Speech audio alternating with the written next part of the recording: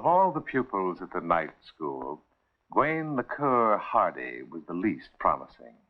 He was tall and sturdy, but his instructors soon discovered that he lacked spirit. He would hide in the woods when the justing class was called, even though his schoolmates implored him to come out and break his neck like a man. Even when they told him the lances were padded, the horses no more than ponies, and the field unusually soft for late autumn, Gawain refused to grow enthusiastic. The headmaster and the assistant professor of Pleasance were discussing him one afternoon, and the professor could see no remedy but expulsion. No! I think I'll train him to slay dragons. But he might be killed. So he might. But we must consider the greater good. We are responsible for the formation of this land's character. But he won't be killed. I'm giving him a magic word. Oh, that's a good idea. Sometimes they work wonders. From that day on, Gawain specialized in dragons. In the morning, there were lectures on the history, anatomy, manners, and customs of dragons. Gawain did not distinguish himself. In the afternoon, he showed to better advantage. He would go to the big south meadow and practice with a battle axe. It was a thrill to see Gawain charge across the field toward the dummy dragon. He would brandish his axe and shout, "A murrain on thee," or some other bit of campus slang. It never took him more than one stroke to behead the dummy dragon. By the end of June, it was time for the test. The faculty decided Gawain was ready.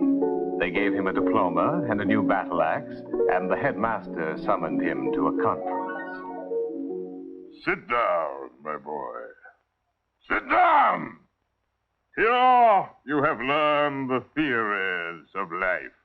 But life is not a matter of theories. It's a matter of facts. And all of us must face these facts, even though they are sometimes unpleasant. Your problem, for example, is to slay dragons. They say those dragons down in the South Wood are 500 feet long. Nonsense! But anyway, you'll find the big ones slower on their feet. Oh, I'd like an enchanted cap. What's that? A cap to make me disappear. A cap to make you disappear, indeed. Why, my boy, you could walk from here to London without being noticed. You're nobody. You couldn't be more invisible than that. Don't worry. I'll give you something better than a cap. I'll give you a magic word.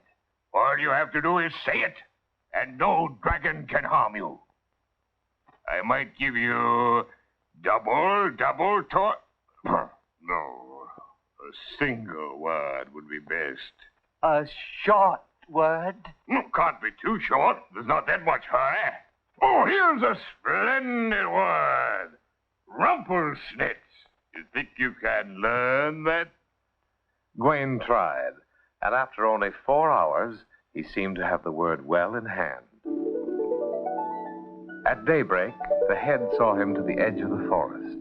A cloud of steam hung over an open meadow in the woods, and the head assured Gawain that under the steam he would find a dragon.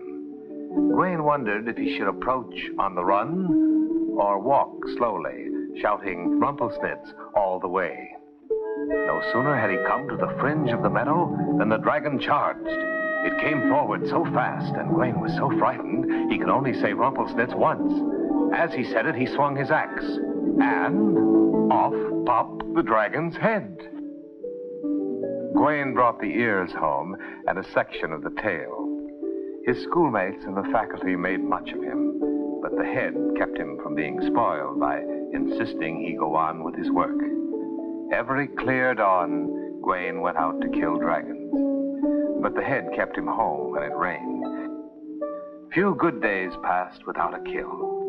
On one fortunate day, he killed 3, a husband and wife, and a visiting relative. The pupils who watched him from a long way off said he often allowed a dragon to come within a few feet before he said Rumpelsnitz. Once an excursion party from London watched as he went into action with his right hand tied behind him. The dragon's head came off just the same. As Gwain's record mounted, success changed him. He took to stealing out at night and engaging in long drinking bouts at the village tavern. It was after such a debauch that he started out for his 50th dragon. His head was heavy. He was heavy in other respects, too, for he had adopted the vulgar practice of wearing all his medals when he went dragon hunting. They weighed 8 pounds. Gwain found the dragon. It was an old one and rather common. It regarded him fearfully, for it had heard of Gwain and knew that he was protected by an enchantment. So it merely waited, hoping something might turn up. Gwain raised his axe, then lowered it again, grew pale and trembled. What's the matter? I've forgotten the magic word. Oh, what a pity now. But it never seemed quite sporting to me, this magic stuff, you know. Could I be of any assistance? What's the first letter of this magic word? It begins with an R. Let's see, that don't tell us much now, does it?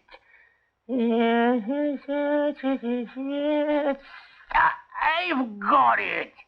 Repulsive reptile. All right, then. Give up. What'll you do if I give up? I'll eat you. And if I don't? I'll eat you just the same. Well, it doesn't make any difference then, does it? Oh, it does to me. You see, if you don't surrender, you'll taste better, because you'll die game. Gwain met the dragon with a full swing.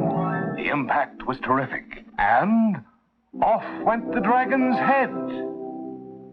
Gwain was no longer frightened, but he was puzzled. Again and again he thought to himself, I didn't say Rumpelsnitz. He went to the headmaster and told him what had happened.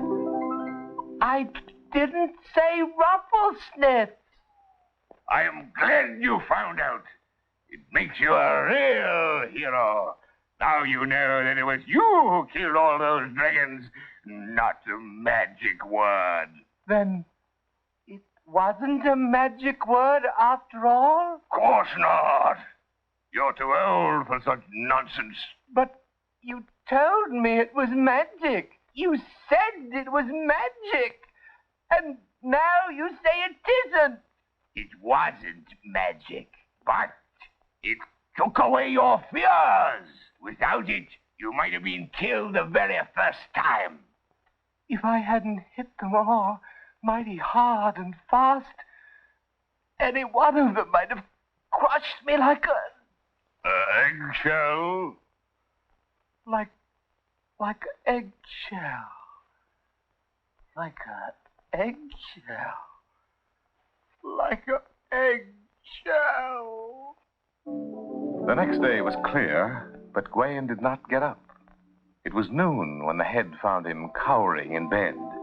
He called the assistant professor, and they dragged the boy to the forest. They pushed him into a thicket, above which hung a meager cloud of steam. It was obviously a small dragon. But Gwain did not come back that night, nor the next. He never came back. But no visitor leaves the night school without seeing the great shield in the dining hall. 50 pairs of dragon's ears are mounted on it, and underneath is inscribed, Gwain le Cœur Hardy. He killed 50 dragons. The record had never